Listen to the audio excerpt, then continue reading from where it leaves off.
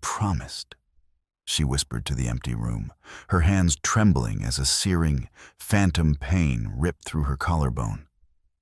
It wasn't her flesh being pierced. It was his teeth sinking into someone else. Lisa gasped, collapsing to the cold hardwood floor as the golden, thrumming thread of their fated mating bond violently snapped, replaced instantly by the hollow metallic taste of absolute betrayal. He marked her, Alpha King David.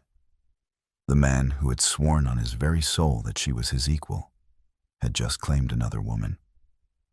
The packed lands outside her window remained silent, entirely ignorant of the queen they had just lost. Lisa didn't scream. She didn't cry. She slowly stood up, her shadow stretching long in the moonlight. If he wanted a new mate, he could have her. But he would never have Lisa again. The physical agony of the severed bond felt as though a hot iron had been pressed directly against the base of Lisa's neck. She pressed a trembling hand over the unblemished skin of her collarbone, feeling the frantic, erratic pulse beating beneath it. Her inner wolf, usually a vibrant and vocal presence in her mind, had curled into a tight, silent ball of pure agony. David had told her to wait. "Just one more summit, Lisa," he had murmured into her hair only 48 hours ago, his hands mapping the curve of her spine. "Let me secure the northern territories. Then we announce it. Then I mark you, and the world knows you are mine." He had lied. Or perhaps, in the intoxicating atmosphere of pack politics and power, he had simply found a better offer. It didn't matter. The raw, undeniable biology of the shifter bond did not deal in nuances or political strategies. A mark was absolute. By sinking his teeth into the Northern Alpha's daughter, David had permanently tied his soul to another, relegating Lisa to the agonizing status of a rejected true mate. She had to leave. If she stayed, the biological imperative of the broken bond would slowly drive her mad, or worse, reduce her to a subservient shell, forced to watch another woman wear her crown. Lisa moved with a terrifying, mechanical efficiency. She bypassed the sprawling walk-in closet filled with silks and designer gowns David had bought her. Instead, she moved to the bottom drawer of a heavy oak dresser, pulling out a pair of faded denim jeans, a heavy woolen sweater, and a pair of worn leather boots. These were relics of her life before she had been discovered by the king, before the fairy tale that had just metamorphosed into a nightmare. Into a nondescript black canvas duffel bag, she shoved a stack of cash she had been quietly hoarding, a burner phone, and 3 airtight vials of wolfsbane extract. The hardest part wouldn't be leaving the estate. It would be hiding from a man who commanded the largest intelligence network in the shifter world. David owned senators, tech moguls, and local police chiefs. To disappear from the Alpha King meant disappearing from the modern grid entirely. Lisa walked into the ensuite bathroom. She unstoppered one of the vials of wolfsbane. The acrid, toxic smell of it made her eyes water and her wolf whimper in protest. Diluting a few drops in a bottle of strong, citrus-scented astringent, she began to scrub her own skin. It burned terribly, turning her pale skin an angry, flushed red. The wolfsbane would temporarily kill her natural scent, replacing the sweet, distinct aroma of rain and wild freesia that David loved so much with the harsh, flat smell of chemicals and deadened pheromones. She slung the bag over her shoulder and slipped out the French doors into the midnight rain. The Adirondack estate was heavily guarded, but Lisa knew the patrols. She knew that at 2:15 a.m., the eastern perimeter guards shifted their focus to the main gate for the changing of the watch. She moved like a shadow through the dripping pines, her boots making no sound on the damp earth. The cold rain was a blessing, washing away whatever trace of her the wolfsbane hadn't masked. By 4 a.m., she was standing under the flickering fluorescent lights of a deserted highway gas station. When the Greyhound bus pulled up, its air brakes hissing loudly in the quiet night. She paid the driver in damp $20 bills. She took a seat in the very back, leaning her head against the vibrating, condensation-streaked window. As the bus accelerated, pulling her further away from the packed lands, Lisa felt a final, sickening tug in her chest, the absolute death of her fated bond. She closed her eyes, letting the darkness of the highway swallow her whole. 6 months later, Oak Haven, Oregon. The bell above the door of the Rusty Spoon Diner jingled, cutting through the low hum of the refrigeration units and the sizzle of bacon on the flat-top grill. "Table 4 needs a wipe down, Leah." Patty, the diner's manager, called out, not looking up from the cash register. "On it," Lisa replied, her voice smooth and devoid of its once aristocratic inflection. She grabbed a damp rag and a bottle of industrial sanitizer, moving swiftly toward the booth. Her hair, once a flowing, meticulously maintained cascade of dark waves, was now chopped bluntly at her shoulders and dyed a nondescript, mousy brown. The loose-fitting diner uniform hid the athletic, predatory grace of her shifter physique. To the logging town of Oak Haven, she was just Leah, a quiet, hard-working drifter who paid her rent in cash and kept to herself. It was a grueling, agonizingly mundane existence, and it was keeping her alive. Wiping down the Formica table, Lisa caught her reflection in the rain-streaked window. She looked tired. The rings under her eyes were bruised purple, a testament to the chronic insomnia that plagued rejected mates. Every night, her wolf paced against the confines of her mind, howling for a connection that no longer existed. To survive the mental toll, Lisa had begun using a harsh silver nitrate soap. It was a dangerous, painful practice that left her skin perpetually dry and irritated, but it effectively suppressed her shifter aura.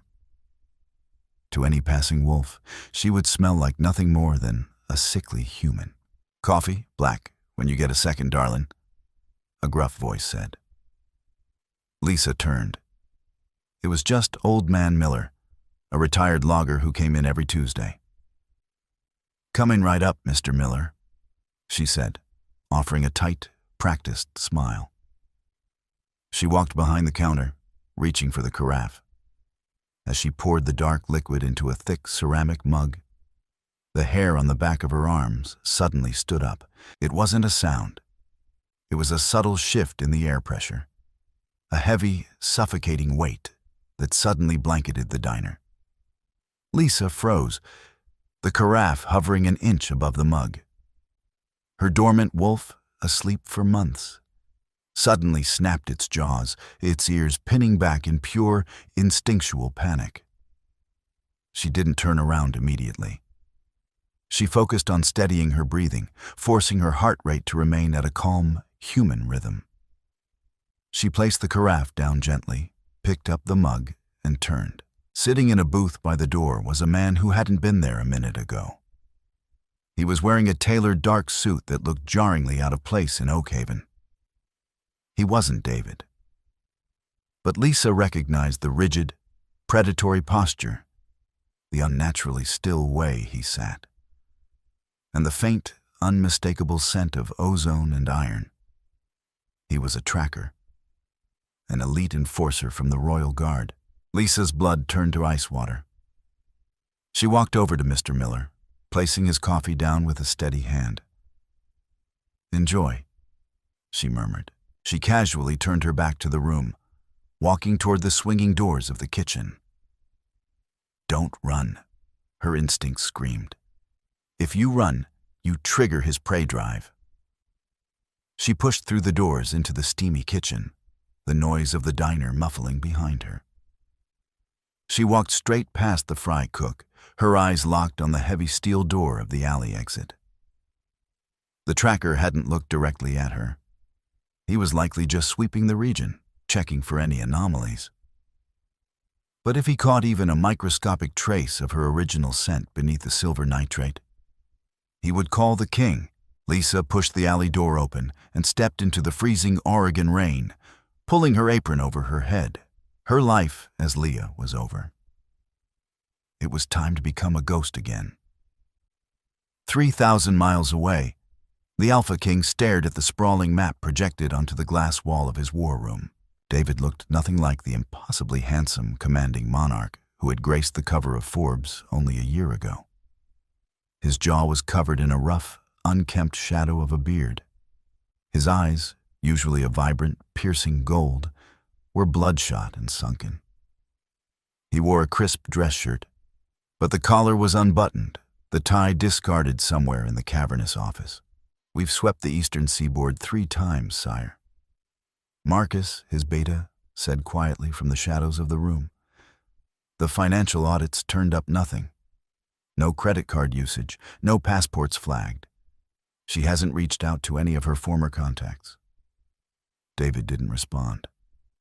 He stepped closer to the map, resting his forehead against the cool glass. His chest ached. A constant, throbbing hollowness that no amount of scotch or violence could numb. The mark on his neck, the bite he had given Lady Victoria to secure the Northern Treaty, felt like a parasitic infection. He had been so incredibly arrogant. He had believed the ancient texts that claimed a fated bond could withstand anything, even a political claiming. He had thought he could placate the Northern Pax with a formal marriage, keeping Victoria as a figurehead queen, while maintaining Lisa as his true, fated mate in secret until the political climate stabilized. He had fundamentally misunderstood the purity of a true mate's soul. The moment his teeth had pierced Victoria's skin, completing the binding ritual, he had felt Lisa's presence violently rip itself from his mind. It was a metaphysical amputation. He had rushed back to his chambers that night, ignoring the celebrations, ignoring his new queen. But the room had been empty. Lisa was gone, leaving behind all the diamonds, the clothes, and the life he had built for her. She had taken nothing but her dignity. "She's alive," David growled, his voice a gravelly, terrifying rumble that vibrated the glass. "I can feel the absolute barest echo of her. She's suffocating her wolf. She's hiding."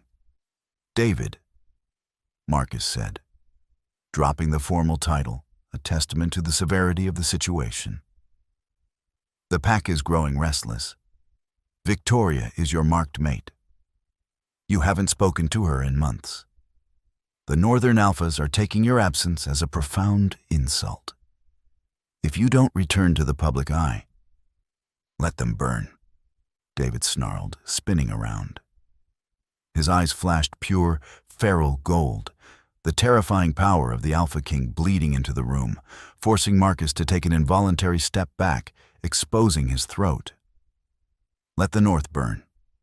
Let the treaties rot. I do not care." He walked over to his heavy mahogany desk, gripping the edges so hard the wood groaned. "She is my soul, Marcus, and I drove her away because I thought I could play God with our biology. I will tear this continent apart inch by inch until I find her." A sharp knock on the heavy oak doors interrupted them. The king's lead intelligence officer stepped in, looking nervous.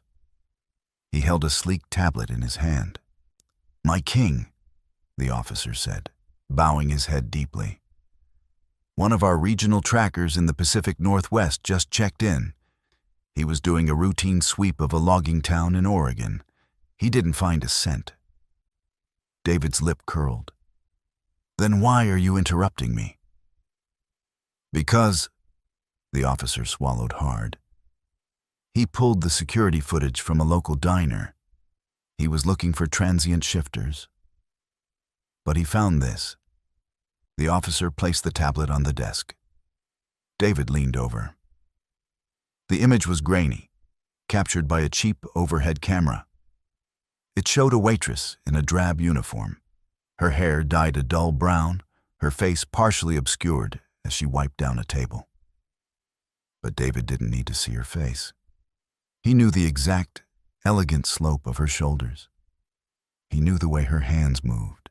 His heart, which had been beating in a lethargic, depressed rhythm for 6 months, suddenly slammed against his ribs like a sledgehammer. The heavy, oppressive air in the room instantly electrified. David reached out, his trembling fingers grazing the cold glass of the tablet screen over her image. "Oregon," David whispered, a terrifying, possessive smile slowly curving his lips. He looked up at Marcus, his eyes fully gold and completely devoid of mercy. "Prepare the jet. I'm going to get my wife." Lisa did not run to her apartment. Running to the small, damp basement suite on Elm Street would be a fatal mistake. The moment the tracker, whoever he was, realized she had bolted from the diner, he would access the town's pitiful employment records. They would have the address for Leah within 10 minutes. Instead, she moved with excruciating precision through the labyrinth of rain-slicked alleyways, forcing herself to walk at a brisk human pace rather than surrendering to the supernatural speed her dormant wolf craved. She kept to the shadows of overflowing dumpsters and rusted fire escapes. 2 miles from the diner, the town of Oakhaven dissolved into the encroaching timberline of the Tillamook State Forest. Lisa slipped past a chain-link fence and plunged into the dense, wet underbrush. Here, beneath the massive canopies of Douglas firs, she finally allowed a fractured sob to escape her throat. "He found me." She dropped to her knees in the mud at the base of a hollowed-out tree stump. Reaching deep inside, her fingers brushed against thick plastic. It was her secondary bug-out bag, buried 3 months ago for exactly this nightmare scenario. She yanked it free. Inside were vacuum-sealed high-calorie ration bars, a hunting knife, $5,000 in tightly rolled hundreds, and a fresh bottle of the agonizing silver nitrate body wash. She stripped off the damp diner uniform, burying it deep in the muddy hollow. The frigid Oregon rain pelted her bare skin, but the cold was nothing compared to the fiery sting of the silver nitrate she quickly scrubbed over her arms, neck, and torso. It felt like rolling in broken glass. But as she rinsed with the freezing rainwater, she knew her scent was completely deadened. She pulled on dry tactical pants, a fleece mid-layer, and a waterproof shell from the bag. By the time the sirens began to wail in Oakhaven, a coordinated, unnatural chorus of local police cruisers suddenly mobilized by an unseen hand, Lisa was already 3 miles deep into the treacherous, vertical incline of the mountain ridge. Down in the valley, the atmosphere inside the Rusty Spoon diner had shifted from mundane to suffocating. The front doors shattered off their hinges, the heavy glass raining over the linoleum floor. The remaining patrons and staff froze in sheer, primal terror. The man who walked through the destroyed entryway did not look like he belonged in this realm, let alone this town. Alpha King David stood 6'4", an imposing monolith of tailored dark wool and suppressed, lethal violence. The air pressure in the room dropped instantly, popping the ears of the humans huddled in the booths. Behind him, a dozen elite royal guards fanned out, securing the perimeter with silent efficiency. David ignored the terrified humans. His glowing, gold-flecked eyes locked onto the tracker standing by the kitchen doors. "Where?" David's voice was barely a whisper, yet it vibrated in the chest cavity of everyone present. "She went out the back, sire," the tracker said, dropping to one knee, baring his neck in absolute submission. I was sweeping the room. I felt a spike in adrenaline, human level, but by the time I turned, she was through the doors. I tracked her to the alley, but what? David advanced, his boots crunching loudly on the broken glass. "Our scent, my king, it's entirely gone. Not masked, erased. I found traces of industrial bleach, but beneath it, there is a chemical signature. Silver nitrate. David stopped dead. The breath hitched in his throat. Silver nitrate was poison to their kind. It burned the skin, sickened the blood, and systematically starved the inner wolf into a coma. That she was subjecting herself to such torture just to hide from him hit David like a physical blow. He walked slowly to the booth she had been wiping down. He ran a gloved hand over the cheap Formica table. She was here. His true mate, the queen he was supposed to crown, had been wiping tables for spare change. The guilt, acidic and burning, surged up his throat, quickly calcifying into a ruthless, terrifying determination.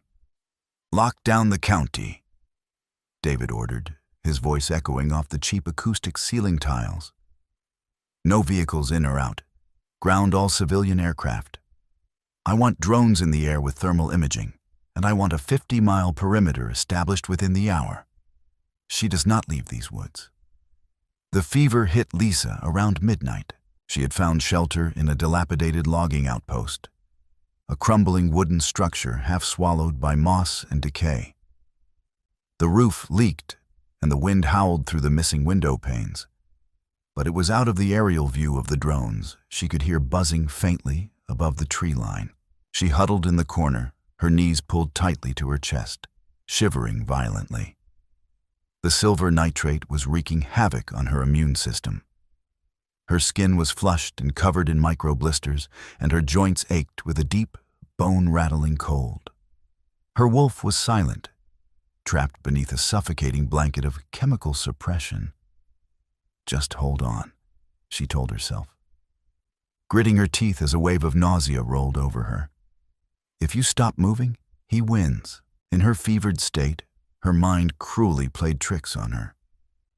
She thought she could smell his distinct scent, rich earth, cedar, and raw power. She remembered the weight of his heavy arm draped over her waist in the mornings, the deep rumble of his chest when he laughed. She remembered the way he had looked at her before the northern treaties had corrupted his heart, like she was the only fixed point in his turbulent universe. She pressed her hand against her collarbone. The skin was smooth, untouched, unclaimed. The phantom pain of the broken bond throbbed, a cruel reminder of the teeth that had sunk into Lady Victoria instead of her. "I won't be your dirty secret, David," Lisa whispered into the dark, her voice cracking. "I won't." Meanwhile, back in Oak Haven, David stood in the center of Lisa's basement apartment. His beta, Marcus, stood silently by the door as the king meticulously tore the place apart. David wasn't looking for clues. He was looking for pieces of her. He found a closet with 3 cheap, threadbare shirts. He found a pantry stocked with generic brand soup and stale crackers. Then he walked into the tiny, mildew-stained bathroom. Lining the edge of the rusted bathtub were empty bottles of industrial astringent and a harsh, black bar of homemade soap. David picked up the soap. It smelled strongly of lye and silver. He crushed it in his fist, the chemical burning even his hardened alpha skin. He stared at his reflection in the cracked mirror above the sink. He looked like a monster. He felt like one. He had driven his fated mate into extreme poverty and self-mutilation. He had traded her absolute loyalty for a political alliance that tasted like ashes in his mouth. Victoria's mark on his neck burned, a constant, itchy reminder of his colossal failure as a man and a king. With a guttural roar that shook the very foundations of the apartment building, David drove his fist into the mirror, shattering it into 1,000 glittering pieces. His knuckles bled, but he didn't feel it. "Sire," Marcus said softly, stepping carefully into the room. "The local police have established the roadblocks on Interstate 5 and Highway 26. The thermal drones have pinged several large heat signatures in the Tillamook forest, but the canopy is too thick to differentiate between elk and a shifter. We have teams moving in on foot." David looked at his bleeding hand, then down at the crushed silver soap in the sink.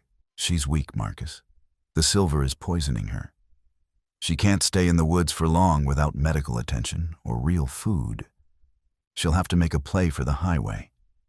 She'll try to hitch a ride in something heavy to mask her heat signature. David's golden eyes narrowed. The strategic brilliance that made him king cutting through his emotional wreckage. Shift the bulk of the guards to the way stations and truck stops on Interstate 5. Check every single freight carriage. Tear them apart if you have to. I am going to the border myself. By dawn, the rain had stopped, leaving behind a thick, freezing fog that clung to the asphalt of Interstate 5. Lisa stumbled down the muddy embankment, her boots slipping on the wet grass. The fever had worsened. Her vision blurred around the edges, and her breath came in ragged, painful gasps. The silver nitrate was doing its job too well. Her shifter healing factor was completely suppressed, leaving her vulnerable to the elements like a fragile human. Through the fog, the blinding halogen lights of the Cascade truck stop cut through the gloom. It was a massive, sprawling concrete lot filled with idling 18-wheelers. But it was a fortress.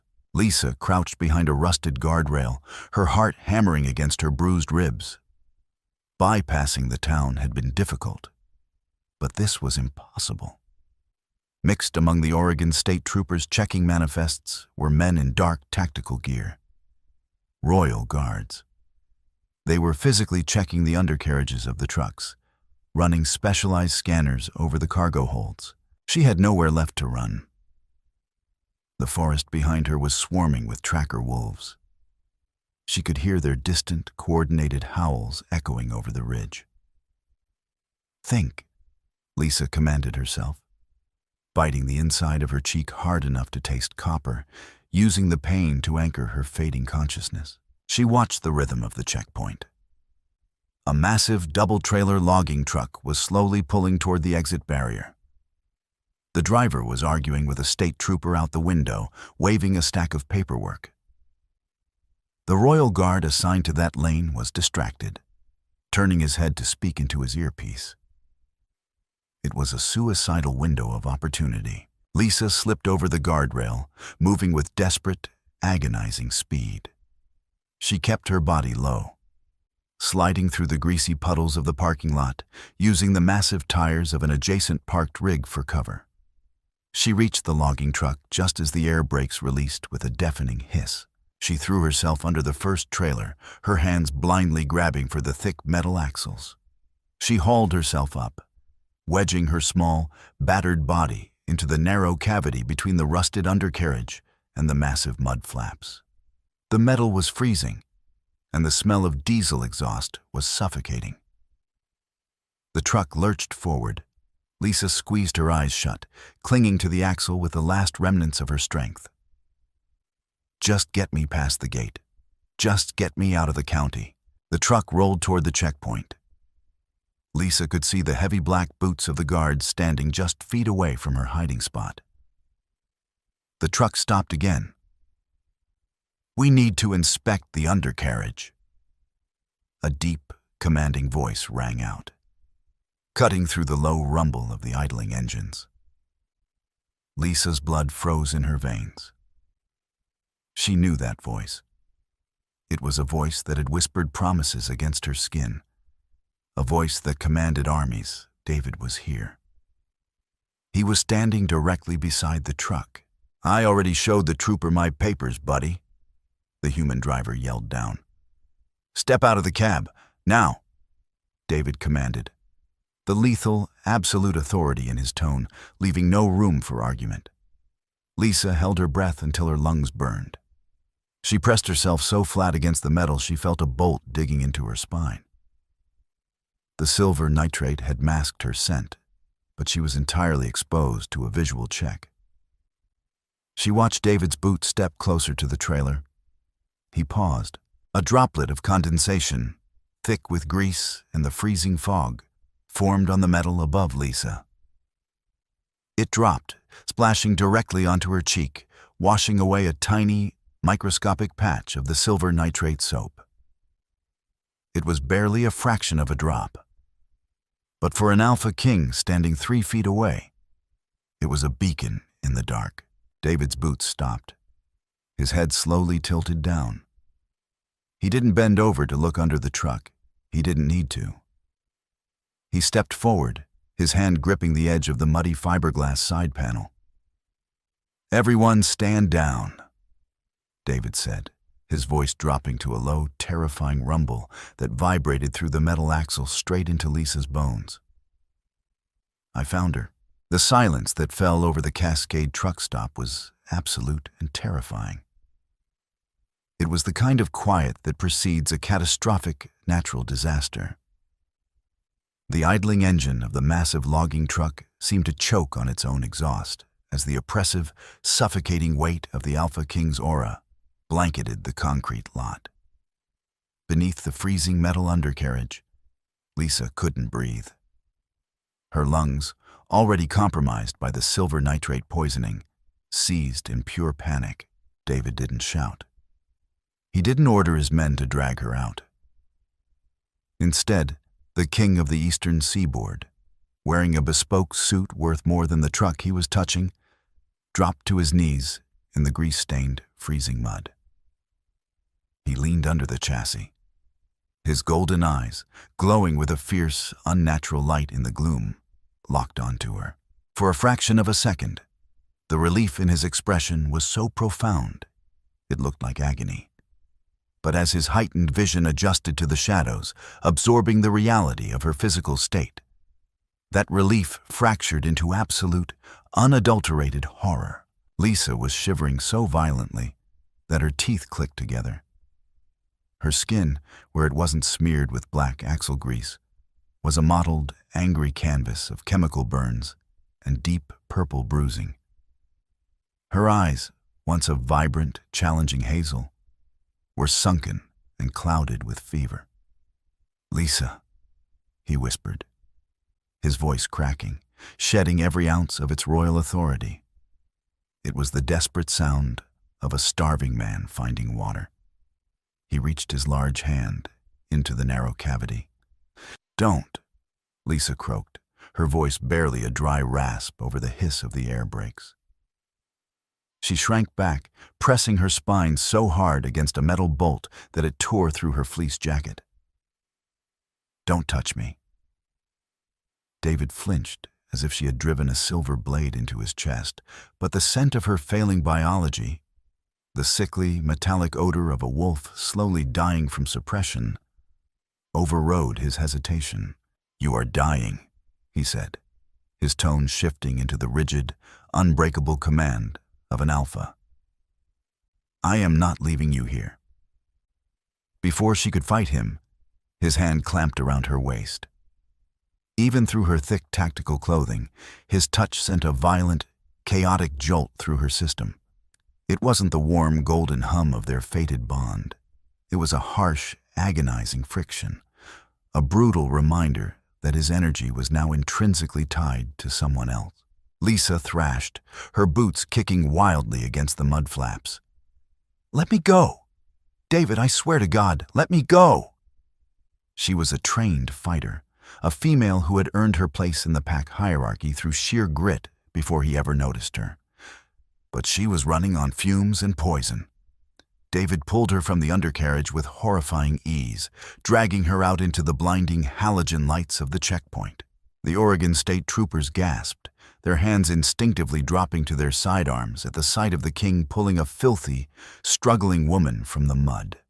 The Royal Guards immediately formed a tight, impenetrable perimeter around them, their faces completely impassive, though their eyes tracked the surrounding woods for threats. "Put me down!"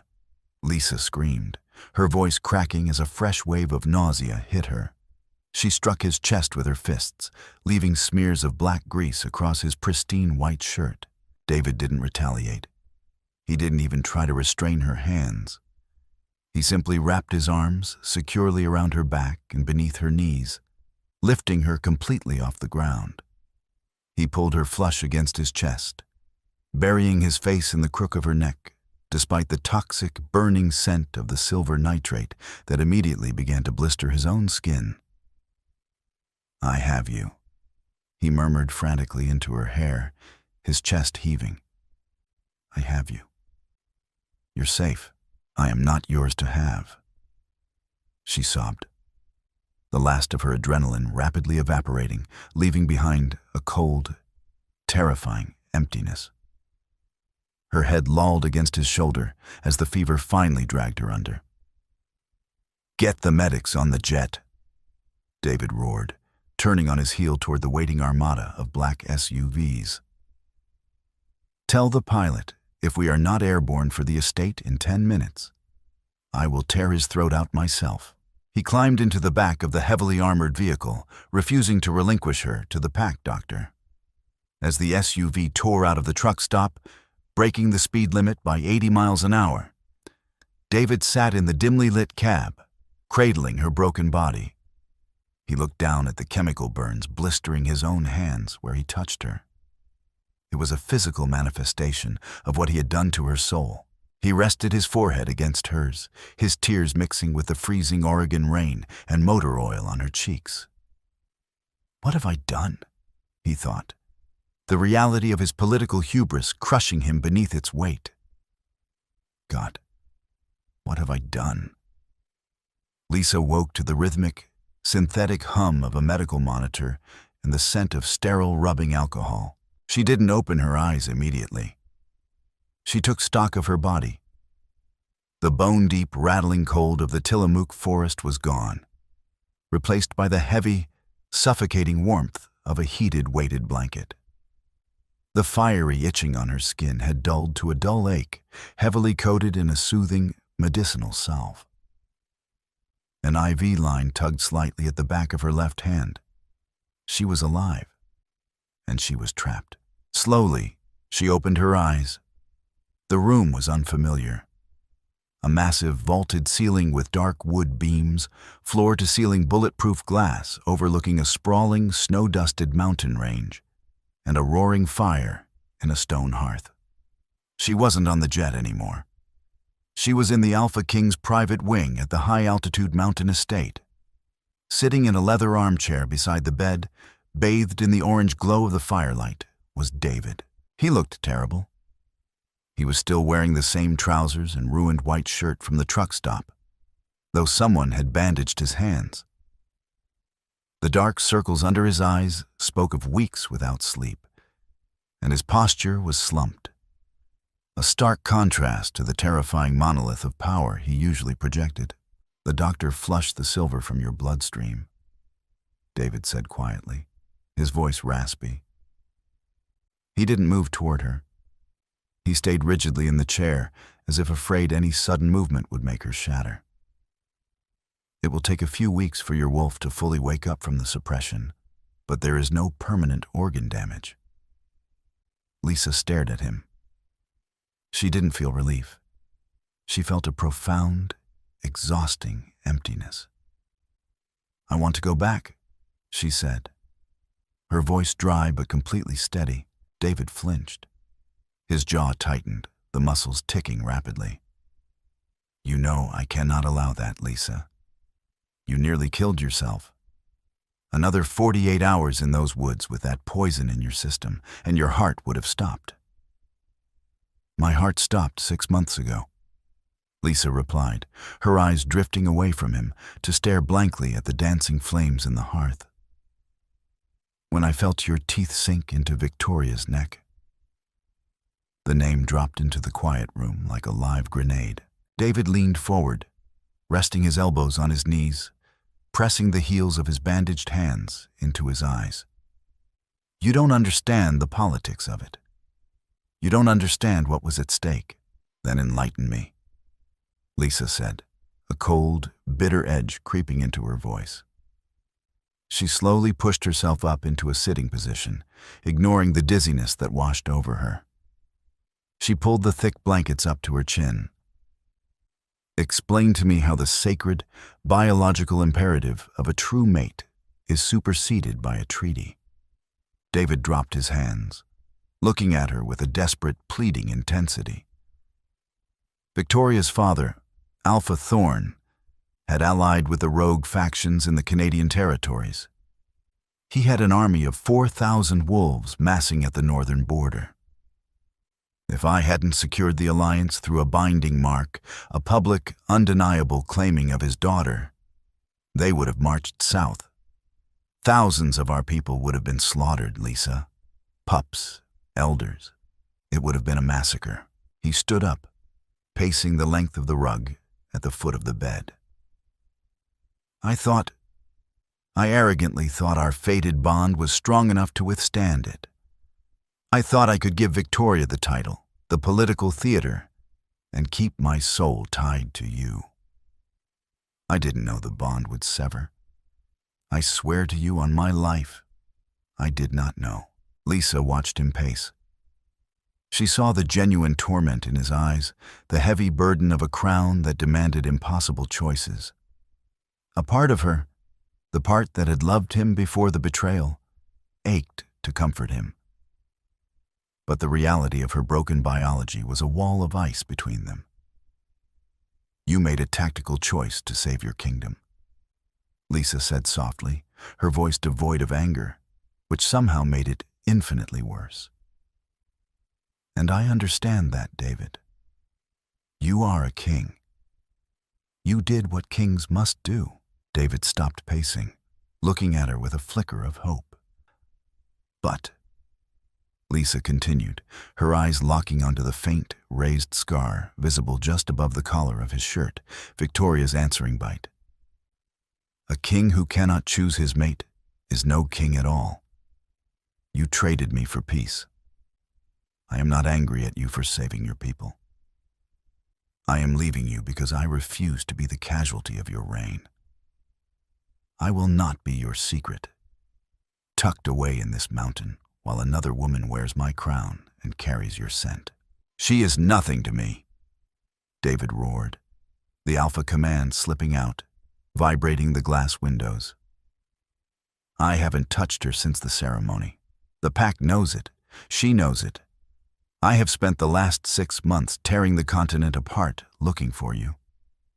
It doesn't matter, Lisa shouted back, the sudden burst of emotion tearing at her raw throat.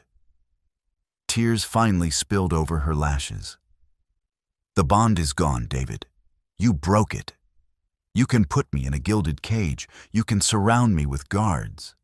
But you cannot force my soul to recognize a man who gave himself to someone else. The silence returned, heavier and more suffocating than before. David stared at her, his chest heaving, the absolute truth of her words stripping away his final defenses. He had found her, but he had lost her entirely.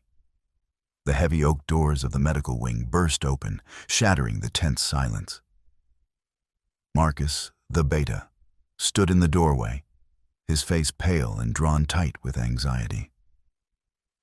My king, forgive the intrusion, but you have a catastrophic situation in the Great Hall. David didn't take his eyes off Lisa. I gave explicit orders not to be disturbed, Marcus. Alpha Thorn is here, sire.